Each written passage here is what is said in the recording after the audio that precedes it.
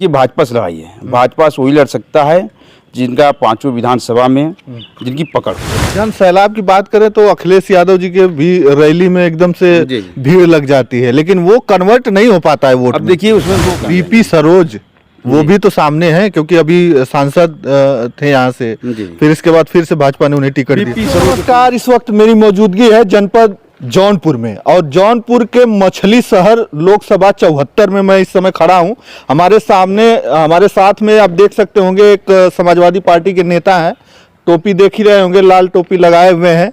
और आइए इनसे जानेंगे कि क्या माहौल है यहाँ पर, क्योंकि प्रिया सरोज जो युवा चेहरा को समाजवादी पार्टी ने प्रत्याशी के रूप में यहाँ पर उतारा है। नेताजी बहुत बहुत स्वागत है, एक बार परिचय हो जाए। जी बहुत बहुत धन्यवाद आपका। मेरा नाम नवनीत यादव बिट्टू है, मैं छात्र संगठन टीडी कॉलेज जनपद जौनपुर का हूँ और मैं विधानसभा जफराबाद का दावेदार भी था। अच्छा। और इस समय समाजवादी पार्टी के लिए हम लोग कार्य कर रहे हैं। तो क्या लग रहा है, प्रिया सरोज जी को उतारा गया है, सुन रहे हैं कि बड़ा विरोध भी कुछ लोग कर रहे हैं? नहीं, विरोध कहीं नहीं है। आदरणीय राष्ट्रीय अध्यक्ष जी का मैं धन्यवाद देना चाहता हूँ कि उन्होंने एक नौजवान को एक मौका दिया है। इसलिए हम लोग सभी नौजवान साथी, किसान, बुजुर्ग सभी लोग एक साथ होकर के आदरणीय अखिलेश यादव जी के हाथों को मजबूत करने के लिए हम लोग प्रिया सरोज को जिताने का काम करेंगे। ये सुनने में आ रहा है कि जो है लगातार हम लोग बस एक ही परिवार को वोट देते आए हैं। नहीं, परिवार नहीं है, परिवार की बात नहीं है। प्रिया सरोज एक पढ़ी लिखी नहीं परिवार है ना, क्योंकि उनके पिताजी विधायक हैं, फिर उनको सांसदी का टिकट मिला है। वो काबिल हैं जो तूफानी सरोज जी का पूरे मछली शहर लोकसभा में पांचों विधानसभा में उनका एक पकड़ है। पार्टी उनको लड़ाना चाहती थी, लेकिन आदरणीय अखिलेश यादव ने लास्ट समय में प्रिया सरोज का टिकट कर दिया। तो देखिए भाजपा से लड़ाई है। भाजपा से वही लड़ सकता है जिनका पांचों विधानसभा में जिनकी पकड़ हो। तो इस ऐसे में प्रिया सरोज एकदम फिट बैठती है, नौजवान है। आदरणीय विधायक जी का हम लोग अनुभव लेकर के काम करेंगे, बहुत अच्छी सफलता मिलेगी हमें। अच्छा जी। तो प्रिया सरोज जी जीत रही हैं? जीत रही हैं। मैनपुरी के बाद दूसरी सबसे बड़ी जीत अगर कहीं होगी तो मछली शहर में होगी। अच्छा, ऐसे कैसे कर सकते? हम लोग घूम रहे लगातार। अभी उनका कार्यक्रम था रोड शो जफराबाद, हमारी विधानसभा जफराबाद में भी था। आज भी उनका पेशारा से किराका से लेकर पेशारा में कार्यक्रम था। तो लगातार जो जल सैलाब, इस समय लगन शादी विवाह का मौका माहौल चला, इसके बाद भी जिस तरह से जनता रोड पे आकर के उनका स्वागत करी, इसे हमें लग रहा है कि हम लोग बड़ी मतों से जीतने का काम नहीं। जन सैलाब की बात करें तो अखिलेश यादव जी के भी रैली में एकदम से भीड़ लग जाती है, लेकिन वो कन्वर्ट नहीं हो पाता है वोट। अब देखिए उसमें दो कारण हैं, एक तो सरकारी तंत्र है। अच्छा। और आपने देखा कि अभी विधानसभा चुनाव का अगर आप देखेंगे तो पूरे उत्तर प्रदेश में हम लोग 5 लाख वोट अगर पा गए होते और इनकी बेईमानी की सतानी के बाद भी, तो हम लोग की सरकार बन जाती।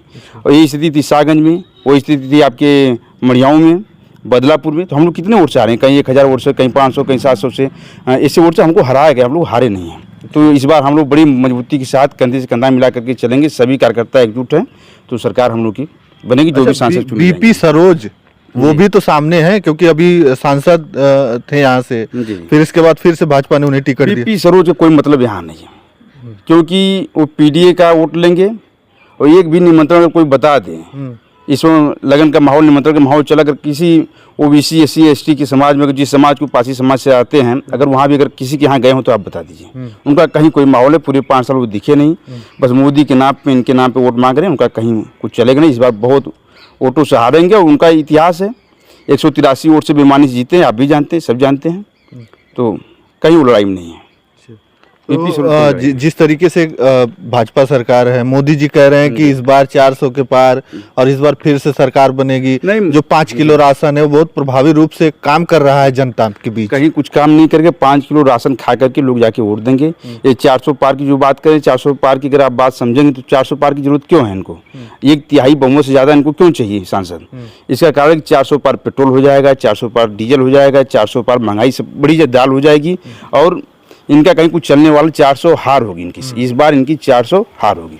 अच्छा, युवा है आप, युवा तमाम आपसे मिलते होंगे, रोजगार की बात भी करते होंगे।